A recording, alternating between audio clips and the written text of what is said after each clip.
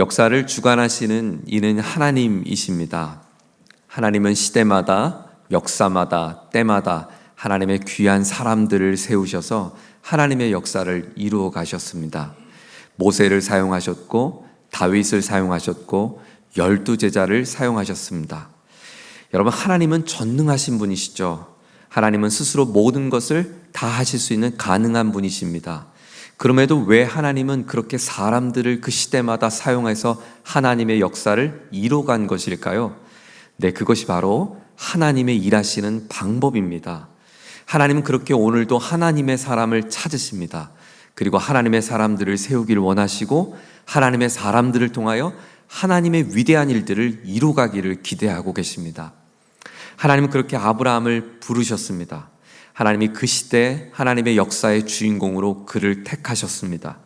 그가 조금은 부족할지라도, 조금은 서툴지라도, 그리고 하나님의 그 기대만큼 그가 믿음으로 다 따라온다 하지 못한다 할지라도 하나님은 여전히 그 믿음의 모험을 이어가는 아브라함을 포기하지 않고 아브라함을 끝까지 하나님은 이끌어 가십니다. 하나님께서 두 천사와 함께 마므레 상수리 나무 아래에 있었던 아브라함을 찾아오십니다. 그리고 아브라함은 그 낯선 나그네의 모습으로 찾아오신 하나님을 바라보며 극진히 환대하며 섬기죠. 그가 하나님을 알아봤던 것입니다. 사도 바울은 에베소서 1장 17절에 에베소 교우들을 향하여 아주 중요한 기도의 제목 한 가지를 남겼습니다. 하나님, 저들이 하나님을 알아보게 해주십시오. 지혜와 계시의 영을 너에게 주사 하나님을 알게 하시고 너의 마음의 눈을 밝히사. 사도 바울은 성령 하나님께서 그들에게 지혜와 계시의 영을 주셔서 마음의 눈을 활짝 열어주셔서 그들의 일상 속에서 매일매일 살아가는 삶에서 하나님을 볼 수 있는 눈이 열리기를 기도했다는 것이에요. 아브라함이 하나님을 알아보는 눈을 가졌다는 것, 저는 이 대목이 얼마나 제 가슴을 뜨겁게 했는지 모릅니다. 사랑하는 교우 여러분, 우리의 매주 일상의 삶에서 하루하루 살아가는 삶의 자리에서 하나님의 손길이 보여지고 하나님의 마음이 느껴지고 하나님께서 내게 보내주신 사람들을 확인하고 하나님을 볼 수 있는 눈이 열리기를 예수님의 이름으로 축원합니다.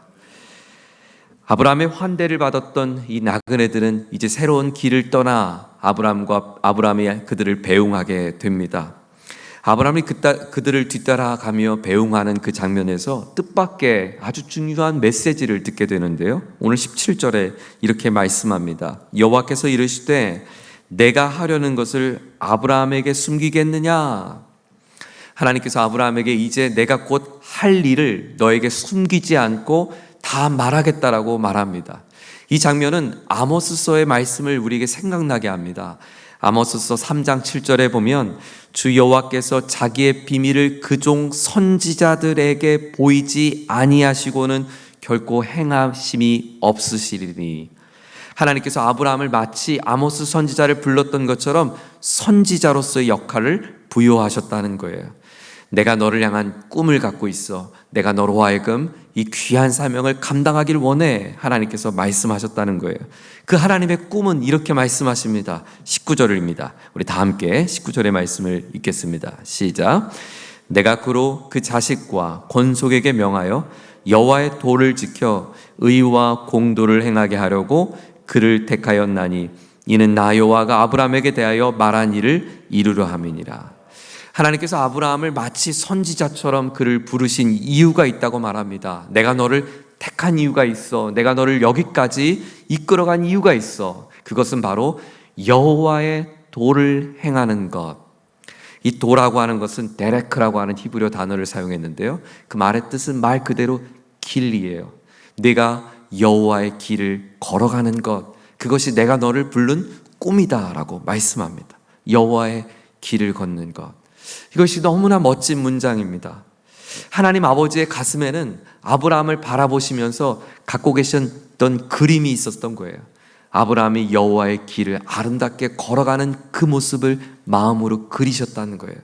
내가 아브라함을 생각하면 아브라함이 하나님의 그 선하신 뜻을 향하여 결정하고 선택하고 그 길을 양보하지 않고 굳건하게 걸어가는 그 모습을 마음속으로 가슴 뛰며 바라봤다는 것입니다. 그리고 그 꿈은 그 아브라함 당대에만 아니라 그의 후손들도 그 여호와께서 걸어가길 원하시는 그 길을 묵묵히 걸어가는 것, 그것이 내가 너를 향한 부름이었고 내가 너를 택한 나의 꿈이다라고 주님은 말씀합니다. 저는 이 장면을 묵상하면서 하나님께서 저를, 그리고 저와 여러분을 우리 성서대학교회로 불러주신 데는 하나님의 꿈이 있겠다 싶습니다. 하나님께서 저를 생각하실 때 하나님께서 그리셨던 꿈이 있고, 여러분을 생각하시며 떠올리며 하나님이 갖고 계셨던 꿈이 있으셨다는 거예요. 저와 여러분이 하나님께서 바라시고 꿈꾸시는 그 길, 여호와의 데렉, 그 길을 향하여 묵묵히 걸어가며 하나님의 영광을 위해 선택하며 결정하는 하나님의 존귀한 사람들, 나 한 사람이 구원받아 하나님의 큰 구원의 기쁨을 누린 것뿐만 아니라 나를 통하여 가정을 변화되고 우리를 통하여 우리가 섬기는 공동체와 땅이 변화되어져서 우리가 말하고 표현하는 것처럼 성소의 뜻을 이루게 하는 것, 하나님의 우리를 향한 꿈인 줄 믿습니다. 사랑하는 교회 여러분, 그렇다면 그 하나님께서 사용하시는 사람들, 그 시대마다 하나님께서 그들을 세우시고 부르시고 선택하여 이끌어 가셨는데, 하나님께서 그렇게 우리를 부르셨다면 저와 여러분이 어떻게 그 여호와의 길을 걸어가는 하나님의 부르심 앞에 응답할 수 있는 하나님의 귀한 성도의 삶을 감당할 수 있을까요? 저는 오늘 이 아브라함을 통하여 빚어가시고 아브라함을 통하여 이끌어가시는 하나님의 마음을 함께 나누며 두 가지 중요한 레슨을 함께 나누고자 합니다. 첫째는 하나님 아버지의 마음을 품어야 합니다. 하나님 아버지의 마음을 품고 살아가는 것. 하나님께서 이제 곧 하실 일을 내가 너에게 다 보일 거야 말씀하셨던 하나님은 구체적으로 그 하나님이 이제 행하실 일을 말씀하시는데요, 20절과 21절의 말씀을 함께 보겠습니다. 여호와께서 또 이르시되 소돔과 고모라에 대한 부르짖음이 크고 그 죄악이 심히 무거우니 내가 이제 내려가서 그 모든 행한 것이 과연 내게 들린 부르짖음과 같은지 그렇지 않은지 내가 보고 알려하노라. 하나님 이렇게 말씀하셨어요. 아브라함아, 지금 저 소돔과 고모라의 울부짖은 목소리가, 그 울부짖음의 그 소리가 내 가슴에 미어지는구나. 내 마음에 너무나 크게 들리는구나. 그들의 무거운 죄의 짐을 지고 있음을 내가 보고 이제 직접 확인해 봐야겠어. 내가 내려가 봐야겠어라고 말씀하셔요. 그 죄악의 소돔과 고모라의 그 울부짖음이 하나님의 마음을 아프게 하고 찢게 했고, 그것을 그냥 보고만 계실 수 없었다는 거예요. 당장 내가 그 성읍에 내려가야겠어 말씀하십니다. 이것 역시 바로 몇 장 앞선 창세기 11장에 바벨탑을 향하여 하나님이 경고하시고 심판하실 때 그 장면과 똑같습니다. 바벨탑 사건에서 그들이 하나님의 이름을 향하여 대항하며 탑을 쌓았을 때 하나님의 미어지는 마음, 아픈 마음이 참으실 수 없어서 내가 그 바벨 성읍으로 내려가겠다고 말씀하시며 친히 내려오셨어요. 창세기 11장 7절에 이렇게 말합니다. 자, 우리가 내려가서 거기서 그들의 언어를 혼잡하게 하고 그들이 서로 알아듣지 못하게 하자 하시고 여호와께서 거기서 그들을 온 지면에 흩으셨으므로 그들이 그 도시를 건설하기를 그쳤다. 하나님은 바벨의 죄악의 자리에도 참으실 수 없어서 한 걸음에 내려가셨어요.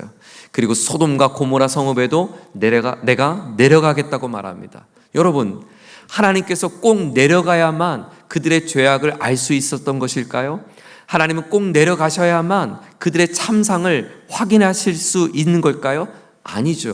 하나님이 내려가신다고 하는 그 메시지는 어떤 의미가 있을까요? 가령 이런 거예요. 여러분, 길을 가다가 자녀가 넘어졌어요. 어린 자녀가 넘어졌어요. 그러면 아이가 상처가 나서 피가 나고 있으면 엄마가 이렇게 말하죠. 아이고, 그러게 인서가 조심 좀 하지. 앞을 보고 걸어야지. 어디 좀 보자. 어디 좀 봐봐. 어디 좀 봐봐. 엄마가 보자고 하는 마음의 뉘앙스는 뭐예요? 네가 얼마나 상처 부위가 얼마나 큰지, 출혈이 얼마나 대단한지 내가 분석하겠다는 의미가 아니라 그 아이가 울고 있고 아파하고 있는 그 상처의 자리에 내 마음이 내려가겠다는 거죠. 그 현장으로 내가 가겠다는 거예요. 엄마의 마음이 그 아이의 아픈 마음의 자리로 가겠다는 거예요. 하나님께서 소돔과 고모라의 울부짖음을 내가 보고야 말겠다고 했던 것은 얼마나 그 죄악의 참상이 잔혹한지 내가 심판해야지 하시는 하나님의 그 엄중한 마음보다는 그들의 안타까움, 그들의 나를 떠나간 그들을 향한 하나님의 안타까운 심정의 표현이었다는 거죠. 내가 그 성읍을 가서 봐야겠어, 아브라함. 여러분, 아브라함에게 하나님의 이 마음을 들려주신 이유가 뭘까요? 이것은 아브라함의 마음의 이야기를 들려주신 것이 아니라 아브라함에게 내 마음을 전해준 거죠. 내 마음을 내가 함께 품어달라는 마음이겠죠. 하나님의 그 안타까운 마음을, 그 심정을 아브라함에게 나눠준 거죠. 우리 지난주에 살핀 것처럼, 야고보서의 고백처럼 하나님의 벗이니까요, 하나님의 친구이니까요. 내 친구 아브라함, 내가 갖고 있는 내 아픈 마음, 내 슬픈 마음, 내 눈물의 마음을 너에게 나눈다. 누가복음 10장에 보면 예수님께서 예수님을 따르는 많은 제자들, 특별히 70인의 제자들을 둘씩 짝을 보내어 그 고을로 전도대원을 보냅니다. 그때 전도대원을 보내면서 예수님께서 아주 중요한 말씀을 이렇게 하셨어요. 누가복음 10장 2절 말씀인데요. 이르시되 추수할 것은 많되 일꾼이 적으니 그러므로 추수하는 주인에게 청하여 추수할 일꾼들을 보내주소서 하라. 갈지어다 내가 너희를 보냄이 어린 양을 이리 가운데로 보낸가 같도다. 당신이 사랑하는 제자들을 이 땅의 각 성읍에 복음을 모르는 그들에게 보낼 때 주님의 마음은 마치 어린 양을 이리대로 보내는 그 심정이었어요. 그래서 예수님께서 제자들에게 전대나 배낭이나 네가 채비할 준비를 갖추고 가지 말라고 말해요. 그것은 아무 준비 없이 가란 말이 아니라 너무 급하니까, 시급하니까 네가 빨리 서둘러서 복음을 전하라고 말합니다. 그리고 만일 그 성읍에 가서 네가 복음을 전하는데 사람들이 너를 환대하면 그들에게 병도 고쳐주고 복음을 담대하게 선포하라고 말씀합니다. 그리고 만일 그들이 너를 거절한다면, 환대하지 않는다면 내 발에 먼지도 다 떨어뜨리라고 주님은 말씀하세요. 그러면서 하셨던 말씀이에요. 누가복음 10장 12절 내가 너에게 말하노니 그날에 소돔이 그 동네보다 견디기 쉬우리라. 소돔은 그만큼 하나님의 심판의 대명사였던 거죠. 소돔이 멸망받는 것처럼 곧 임박한 심판이 그 성읍에 임할 것을 주님은 말씀하셨어요. 그렇습니다. 하나님 오늘 곧 임박한 심판의 이 상황 속에 그 성읍들을 바라보며 함께 하나님 아버지의 마음을 품은 하나님의 사람들을 지금도 찾고 계십니다. 하나님이 사용하시는 그 시대 사람은 누구였는가? 하나님의 마음을 품을 수 있는 사람이었습니다. 하나님의 역사의 주인공은 누구였는가? 하나님의 마음을 가지고 그 역사를 살아내는 사람이었습니다. 하나님이 그 시대 쓰시는 하나님의 사람들은 누구였는가? 그 시대의 그 가정과 그 일터와 그 삶의 자리에서 하나님의 마음을 품고 여호와의 또 데레크를 걸어갈 수 있는 사람들이었습니다. 우리 교회는 매주 월요일과 화요일이었는데요, 이제 수요일로 옮겨졌어요. 오전에 기도하시는 분들의 기도 모임이 있었습니다.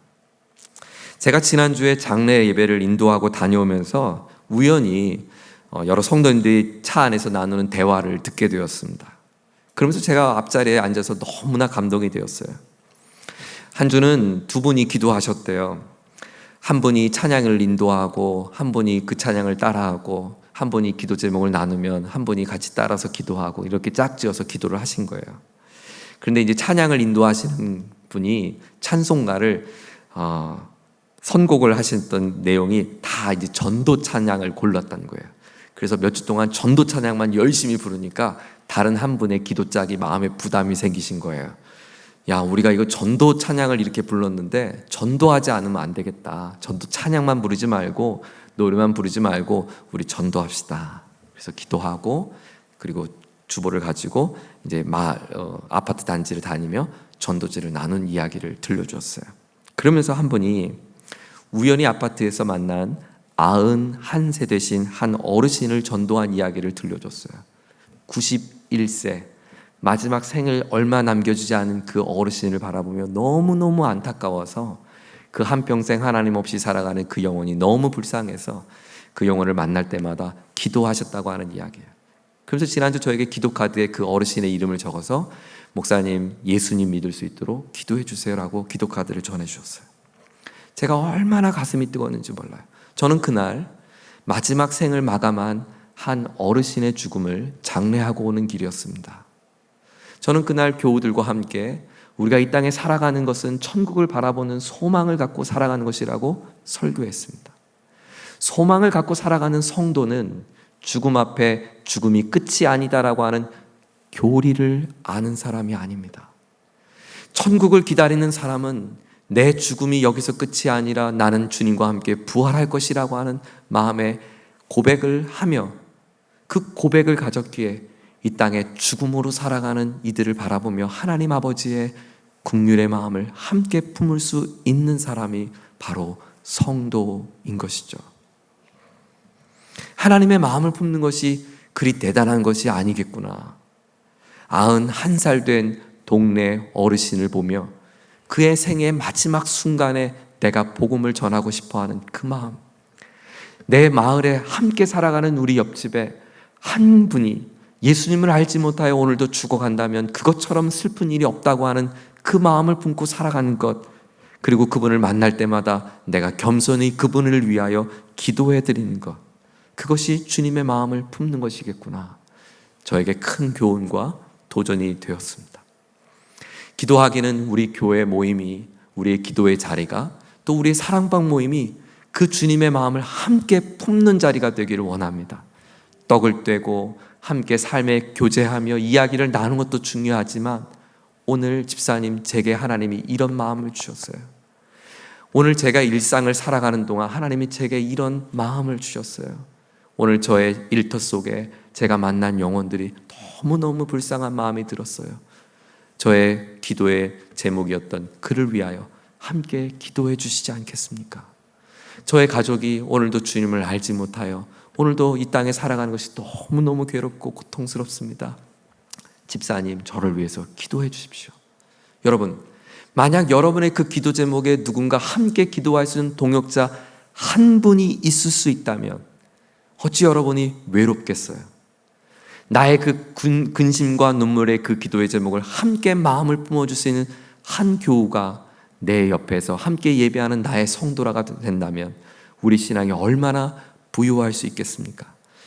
바라기는 다음 주부터 새롭게 시작되어진 우리 사랑방 모임에 여러분들이 모두 함께 참여하셔서 또 그동안 여러분이 불편했던 마음들이 있을 수 있지만 또 여건이 쉽게 마련되지 않을 수도 있지만 우리가 주일 오후 함께하는 이 사랑방 모임을 통하여 하나님의 아버지의 마음이 풍성하게 나눠지는 공동체, 우리 성서교회가 되기를 간절히 소망합니다. 우리는 어떻게 하나님의 꿈을 이룰 수 있는, 하나님이 사용하시는 하나님의 사람이 될 수 있을까요? 둘째로 우리는 주님의 마음, 첫째는 하나님의 마음을, 긍휼의 마음을 품는 것이고, 두 번째는 사람을 살리는 눈물의 기도가 회복되어야 합니다. 사람 살리는 눈물의 기도. 자, 하나님께서 소돔에 내려가시겠다 하셨던 이 말씀을 들었던 아브라함의 반응을 한번 보세요. 네, 하나님 잘 생각하셨어요. 저도 그렇게 하는 게 마땅하다고 생각합니다. 그들을 모두 없애버리시죠. 거기 있는 사람들 제가 보니까 너무너무 악합니다. 그들은 심판받아 마땅한 죄인들입니다. 아브라함은 그렇게 말하지 않았습니다. 그는 오히려 하나님께 반문합니다. 23절이에요. 아브라함이 가까이 나가 이르시되 주께서 의인을 악인과 함께 멸하러 하시나이까? 하나님, 의인들을 악인과 함께 벌하는 것은 옳지 않지 않습니까? 하나님, 그것은 부당합니다. 방금 저에게 여호와의 도를 걸어가라고 말씀하셨고 의와 공도를 지켜 행하라고 말씀하셨는데 그 하나님의 의와 공도가 다릅니다.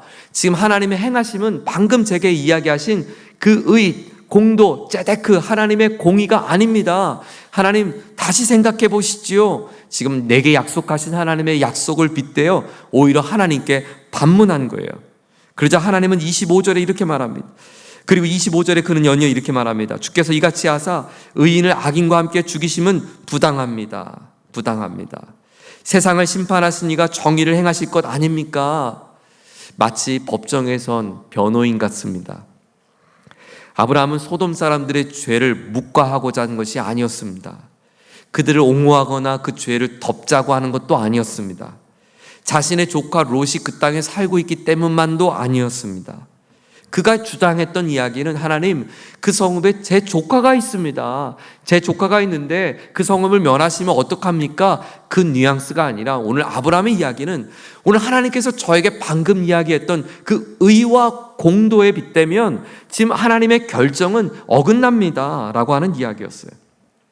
지금까지 내 삶에 베풀어 주셨던 하나님의 의는 이렇지 않았습니다.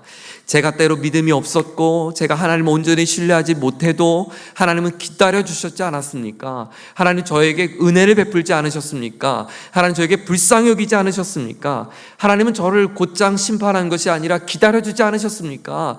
하나님의 그 성품과 지금 이 결정은 제가 알고 있는 하나님이 아닙니다 라고 반문한 거예요. 그래서 아브라함은 하나님께 진지하게 자신의 마음을 토로합니다. 아브라함은 하나님의 마음을 가졌을 뿐만 아니라 한 걸음 더 나아가서 그 성읍에 있는 사람들을 하나님의 마음으로 살리기를 원하는 간청의 기도를 올려드렸다는 거예요. 그리고 하나님은 이 아브라함의 간곡한 그 외침에 하나님이 바로바로 응답하세요. 자, 26절을 보세요. 26절 하나님의 응답을 들어보죠. 시작. 내가 만일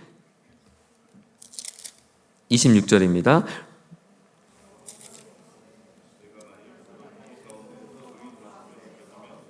(50명을) 찾으면 그들을 위하여 온 지역을 용서하리라. 여호와께서 이르시되, 여러분 바로 25절에 아브라함의 하나님을 향한 질문을 하자마자 하나님이 여호와께서 이르시되, 제가 볼 땐 아마 시간에 간극이 없는 것 같아요. 하나님이 바로 대답하십니다. 맞아 아브라함, 맞아, 나도 그렇게 생각해. 그 성읍에 의인 50명이 있으면 나는 그 지역을 용서하고야 말 거야. 네, 하나님께서 처음부터 그 성읍을 내려가신 것도, 그 성읍의 울부짖음을 들으시며 아프셨던 것도, 그 아픈 마음을 아브라함에게 나눈 것도 그 성읍을 멸하는 게 목적이 아니었어요. 하나님은 그 성읍의 용서함이 목적이었어요. 하지만 죄에 대하여 하나님은 반드시 심판하셔야 하기 때문에 하나님의 공의로우신 하나님은 이 죄에 대한 결정을 하시려고 했던 거죠.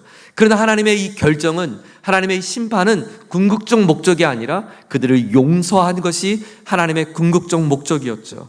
나는 그들을 용서하고 싶었어. 나는 용서할 거야. 아브라함이 간구합니다. 27절에 아브라함이 대답하여 이르되 나는 티끌이나 재와 같사오나 감히 주께 아뢰입니다. 의인 중에 5명이 부족해도 그 5명이 부족함으로 말미암아 성읍을 멸하시겠습니까? 아니야. 나는 거기서 45명을 네가 찾을 수만 있다면 난 멸하지 않을 거야. 하나님, 제가 그러면 40명을 찾으면 어떻게 하시겠습니까? 아니야. 나는 40명만으로도 말미암아 멸하지 않을 거야. 아브라함은 멈추지 않습니다. 30절에 내 주여 노하지 마시옵고 들으셔 말씀하게 하옵소서. 거기서 30명을 찾으시면 어떻게 하려 하시나이까? 내가 거기서 30명을 찾으면 그리하지 아니하리라. 아브라함이 다시 요청합니다. 31절 내가 감히 내 주께 아뢰입니다. 거기서 20명을 찾으면 어찌하려 하시나이까? 이 정도 되면 하나님도 화가 날 만한데 하나님은 바로 응답하세요. 아니야. 내가 20명으로 말미암아도 그리하지 아니할 거야. 끝이 아닙니다. 아브라함은 집요하게 또다시 아뢰입니다. 주여 노하지 마옵소서. 내가 이번 한 번만 더 아뢰겠습니다. 10명, 10명을 찾으면 어찌하려 하시나이까? 그리고 하나님의 응답, 내가 10명으로 말미암아 멸하지 아니하리라. 여러분 지금 뉘앙스가 느껴지세요? 제가 이 구절들을 일일이 여러분 앞에 열거하는 동안 여러분 마음도 답답함이 느껴지셨죠? 하나님은 그런 아브라함의 답답한 계속 반복되는 질문 가운데 기꺼이 응답하시는 하나님의 그 친절함을 오늘 성경은 강조하고 있어요. 여러분 아브라함의 간청함이 더 오늘 본문이 크다고 느끼세요? 아니면 하나님의 기꺼이 응답하심이 크다고 생각하세요? 저는 이전까지는 아브라함의 간청한 기도, 아브라함의 간절한 기도, 10명도 포기하지 않는 아브라함의 열심의 기도가 눈에 들어왔는데 이 말씀을 묵상하다 보니까, 그리고 한 주간 동안 제 삶에 있었던 일들을 묵상하니까 아브라함의 간절함보다 더 간절했던 것은 하나님이 용서하고 싶은 마음이었더라고요. 소돔과 고모라가 왜 멸망당했습니까? 죄악 때문이었을까요? 그들이 악이 가득했기 때문이었을까요? 오늘 본문은 그렇게 말하지 않습니다. 의인 10명이 없었기 때문에 멸망당했다고 말합니다. 그들의 죄의 어떠함 때문에 멸망당한 것이 아니라 그들을 향하여 끝까지 용서하기를 원하셨던 하나님의 마음이 있었는데 그 용서함을 품을 수 있는 사람들이 없었기 때문에 멸망받을 수밖에 없었다는 거예요. 진짜 끈질겼던 것은 아브라함의 열심의 기도가 아니었어요. 진짜 끈질긴 것은 하나님의 용서함이었어요. 사랑하는 교회 여러분, 만일 하나님의 이 끈질긴 용서함이 없었다면 오늘 이 자리에 예배할 수 있는 사람 누가 있겠어요? 마치 우리를 청문회장에서 우리를 세워서 우리의 죄악을 낱낱이 드러낸다면 부끄러워서 설 수 있는 사람이 누가 있겠어요? 오늘 저와 여러분이 하나님 앞에 찬송할 수 있고 예배할 수 있고 하나님 앞에 나와 하나님의 은혜를 구할 수 있는 것은 나의 하나님 앞에 당당한 나의 모습이 아니라 나를 용서하시는, 기꺼이 용서하시는, 또 참으시는, 기꺼이 참아주시는 하나님의 긍휼 때문이었음을 고백합니다. 사랑하는 교회 여러분, 저는 오늘 말씀을 정리하며 우리 자신에게 한번 이렇게 질문해 보고 싶어요. 나는 한 영혼을 위해 주님의 마음을 품고 언제 울어보았는가? 나는 내가 살고 있는 이 땅, 이 노원을 위해서 나는 언제 울어보았는가?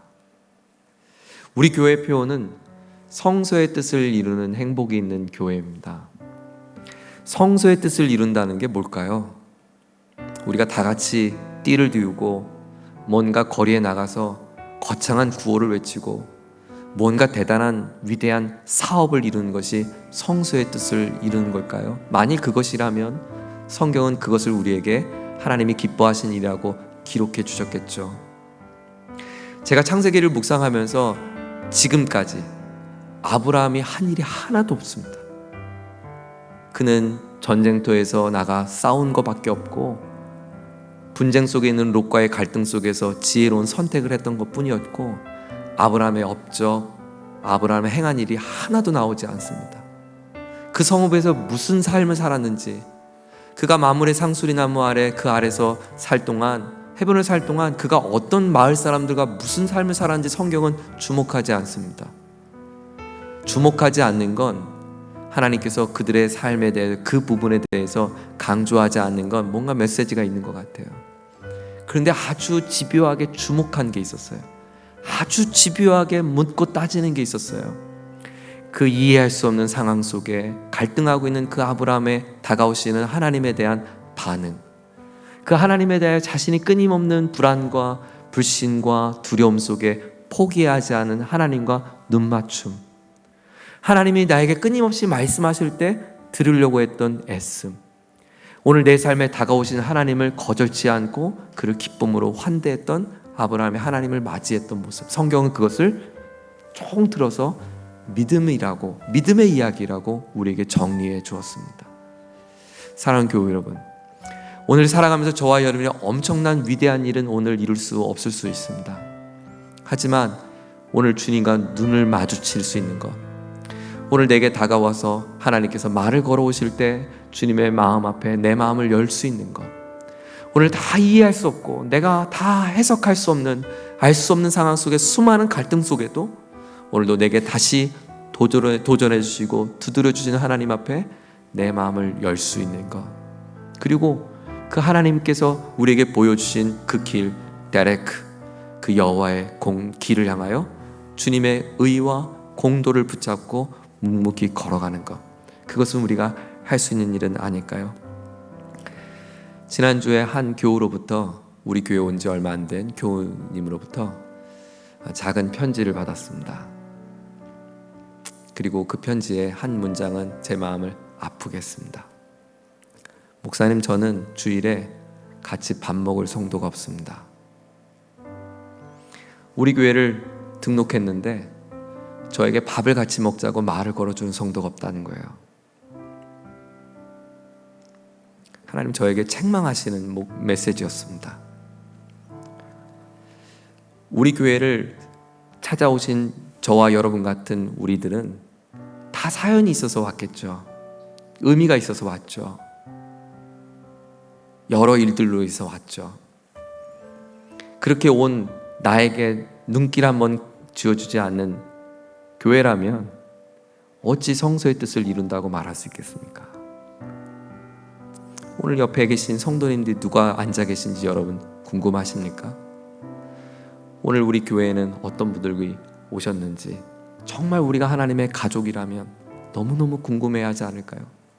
저는 우리 교회가 한 걸음 더 성장해서 하나님 아버지의 마음을 품고 한 영혼을 위해서 같이 울어줄 수 있는 교회, 그래서 정말 주님의 데레크를 걸어갈 수 있는 교회, 부족하지만 우리 믿음은 작고 연약하지만 그 주님 앞에 그 길을 걸어갈 수 있는 교회, 우리 성서교회가 될 수 있기를 예수님의 이름으로 축원합니다.